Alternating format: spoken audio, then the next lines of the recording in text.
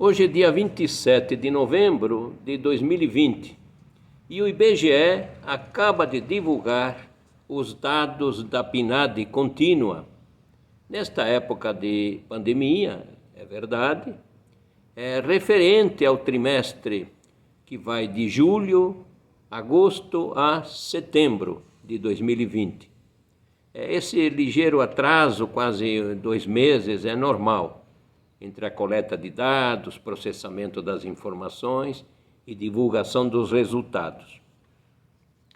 E o que o IBGE, através dessa PNAD contínua, nos diz? Em primeiro lugar, que a força de trabalho no Brasil é de 96,5 milhões de brasileiros, ou seja, há 96 milhões e meio de brasileiros em idade de trabalhar. Desse total de 96,5 milhões de brasileiros, hoje, a força de trabalho ocupada está em 85,5 milhões de brasileiros.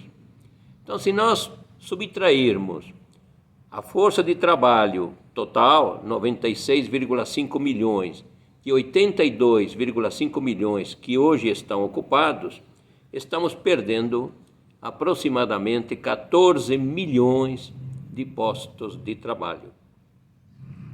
Este é um número que o IBGE, através desta PNAD contínua, nos diz que vem a ser o número de pessoas que estão desocupados durante esse trimestre, julho, agosto e setembro. Estamos incorporando pouco a pouco, mais brasileiros na lista dos desocupados.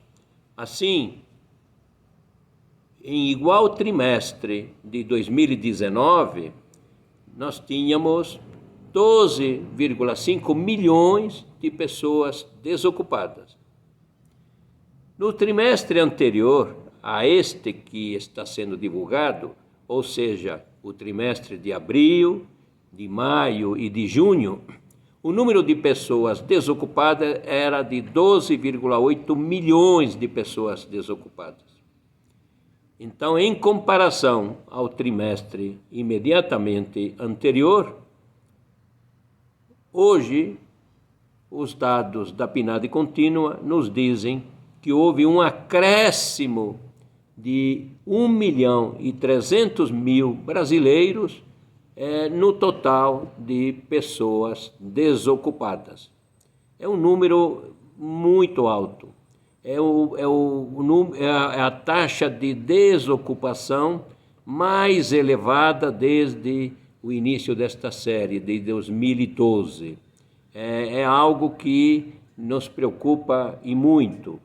A taxa de desocupação atingiu 14,6% do total da força de trabalho existente no Brasil. Ou seja, dos 96,5 milhões que estão em idade de trabalhar, nós estamos com 14,1 milhões de pessoas que estão desocupadas. Isto é apenas as que estão desocupadas.